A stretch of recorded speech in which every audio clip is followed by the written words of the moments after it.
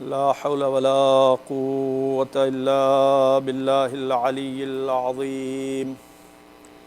أعوذ بالله السميع العليم من الشيطان اللعين الرجيم. بسم الله الرحمن الرحيم.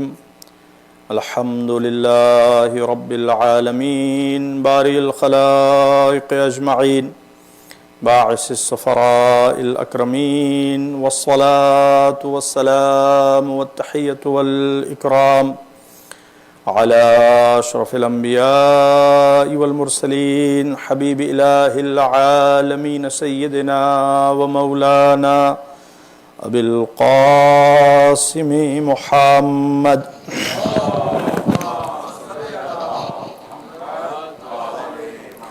وعلى أهل بيته الأطيبين الأنجبين، ولعنة الله على أعدائهم أجمعين. أما بعد، فقد قال الله الحكيم في الذكر الكريم: أعوذ بالله من الشيطان الرجيم. وما جعلنا الرؤيا التي أريناك إلا فتنة للناس والشجرة الملعونة في القرآن ونخوفهم فما يزيدهم إلا طغيانا كبيرا. صلى على محمد وعلى محمد وعلى محمد. ارشاد رب العزت ہے سورہ مبارک اسراء کی آیت نمبر 60 میں کہ میرے حبیب، ہم نے جو خواب آپ کو دکھایا کہ آپ کے منبر پہ بعض روایتوں کے مطابق کچھ لوگ ہیں جو اچھل کود کر رہے ہیں، یا بعض روایتوں کے مطابق کچھ بندر ہیں جو اچھل کود کر رہے ہیں، اور بعض روایتوں کے مطابق بنی امیہ کے افراد ہیں جو اچھل کود کر رہے ہیں. تو اگرچہ الفاظ مختلف ہیں مگر مفہوم سب کا ایک ہے. اس خواب کو ہم نے امت کے لیے امتحان کا، آزمائش کا، امت کو جانچنے کا اور پرکھنے کا ذریعہ قرار دیا ہے. یہ خواب دراصل بنی امیہ کی حکومت، اس کی طرف اشارہ تھا، اور وہ اللہ رب العزت کی ایک آزمائش اور ایک امتحان. تفصیل ہم اس کی عرض کر چکے ہیں آپ حضرات کی خدمت میں، اور وہ امتحان اس دور سے شروع ہوا اور آج تک جاری ہے. ایک طرف بنو امیہ اور دوسری طرف خاندان مصطفیٰ. ایک طرف بنی امیہ کی گندگیاں اور دوسری طرف اہل بیت مصطفیٰ کی طہارت، پاکیزگی اور عظمت کردار. چوائس مسلمانوں کی ہے، چوائس انسانوں کی ہے، انتخاب امت محمد کا ہے کہ کدھر جاتے ہیں، کس کو اپناتے ہیں اور کس کو اپنے دل میں سجاتے ہیں اور بساتے ہیں. انفارچونیٹلی جب آپ قرآن پڑھیں گے تو آپ کو دکھائی دے گا کہ جب سے انسانیت بنی ہے اس وقت سے لے کے آج تک یہی ٹرینڈ رہا ہے کہ اکثریت امتحان میں ناکام ہوتی رہی. اس دور میں بھی اکثریت بنی امیہ کو سپورٹ کرتی ہے اور اہل بیت علیہ الصلوۃ والسلام کو ریجیکٹ کرتی ہے. اور آج کے دور میں بھی آپ دیکھیں تو بنی امیہ کے سپورٹرز کی کمی نہیں ہے. ابھی جو کراچی میں سڑکوں پہ چلا رہے ہیں، نعرے لگا رہے ہیں شیعہ کافر شیعہ کافر، یہ سب بنی امیہ کے سپورٹرز ہیں. اور یہ ہمیشہ سے صورتحال رہی ہے کہ کچھ ڈیلیبریٹلی سمجھ بوجھ کے سازش کے تحت اپنے دنیاوی منافع کو حاصل کرنے کے لیے حق کو پامال کرتے رہے ہیں اور باطل کا سپورٹ کرتے رہے ہیں، اور میجورٹی ایک موب سائیکولوجی کے تحت اس ناپاک مشن کا حصہ بنتی رہی ہے. تو یہاں پر بھی یہی صورتحال ہے. آج کے زمانے میں بھی جو بنی امیہ کے سپورٹرز ہیں، اور انفارچونیٹلی ان کی تعداد بڑھتی جا رہی ہے، اس لیے کہ تعصب دنیا میں ایک مرتبہ پھر سے سر اٹھا رہا ہے بہت تیزی کے ساتھ۔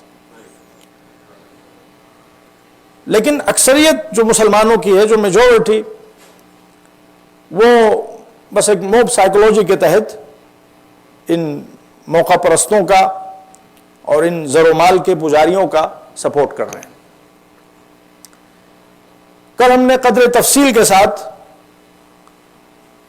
امیر شام معاویہ کے سلسلے میں گفتگو کی، اور یہ دیکھیں جو وہ سب بینرز وغیرہ اٹھا کے لائے ہیں اور اس کو پروجیکٹ کر رہے ہیں، ان پہ لکھا ہوا ہے خلافت کے سپورٹر ہیں اور خلفاء کے معاملے میں کوئی کمپرومائز نہیں، اور خلفاء کو برا بھلا کہا جائے گا، ان پہ لعن طعن ہوگی، تو وہ ہمیں بالکل برداشت نہیں۔ دیکھیں برادران سنت والجماعت کی معتبر ترین کتابوں میں رسول اللہ کی یہ حدیث موجود ہے، اور یہ انہی کی کتابوں موجود ہے، الخلافۃ بعدی 30،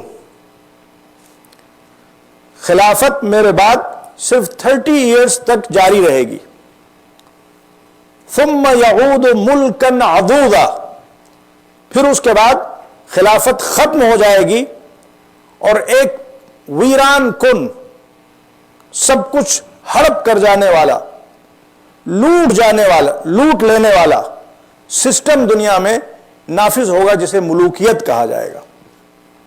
یہ رسول اللہ کا ارشاد ہے، اور یہ بہت سی معتبر کتابوں میں موجود ہے۔ میں چند ریفرنسز آپ حضرات کی خدمت میں عرض کر دوں۔ مسند امام احمد ابن حنبل میں روایت موجود ہے، اور اسی طریقے سے صحیح مسلم کی شرح، اس میں روایت موجود ہے، جلد نمبر 12 اور پیج نمبر 201، اور اسی طرح فتح الباری، یہ صحیح بخاری کی شرح ہے، اس میں روایت موجود ہے، جلد نمبر 13 پیج نمبر 182، کہ حضور نے فرمایا الخلافۃ بعدی 30 ثم یعود ملکا عضوضا، میرے بعد 30 ایئرز تک خلافت رہے گی، اور اس کے بعد میں پھر ملوکیت، وہ ملوکیت جو لوگوں کا خون چوسے گی،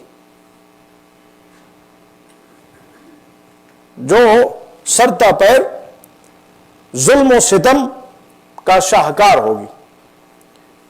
تو اس روایت کا کیا مطلب ہوا؟ 30 ایئرز رسول اللہ کے بعد، یعنی رسول اللہ کا انتقال 11 ہجری میں ہوا، اور مولا علی کی شہادت 40 میں ہوئی، اور مولا علی کے بعد بھی 6 مہینے تک امام حسن مجتبی برسر اقتدار رہے۔ تو یہ جو خلافت اول اور پھر دوم اور سوم اور پھر مولا علی کی خلافت اور امام حسن مجتبی کی خلافت ہے، اس کے لیے جو لفظ استعمال ہوتا ہے مسلمانوں کی اصطلاح میں، پوری دنیا کے مسلمانوں کی اصطلاح میں، وہ ہے خلافت راشدہ، چونکہ یہ وہ 30 ایئرز ہیں جن کی طرف حضور نے اشارہ کیا تھا برادران اسلامی کے مطابق۔ سن 11 ہجری میں رسول اللہ کی وفات ہوئی، اور سن 41 ہجری سے پھر معاویہ کی حکومت شروع ہوئی، تو 30 ایئرز ہو گئے۔ یعنی رسول اللہ صلی اللہ علیہ وآلہ وسلم کی حدیث کے مطابق اور برادران اسلامی کے اجماع کے مطابق خلافت راشدہ امام حسن مجتبی پہ ختم ہو گئی۔ تو جب خلافت راشدہ امام حسن مجتبی پہ ختم ہو گئی، تو معاویہ، یزید، اور پھر اس کے بعد میں جو نسل امیہ سے جتنے بھی خلفاء آئے ہیں، جن کو خلفاء کہا جاتا ہے، حقیقت میں یہ خلفاء تھے ہی نہیں، یہ سب بادشاہ تھے، اور خون چوسنے والے بادشاہ تھے۔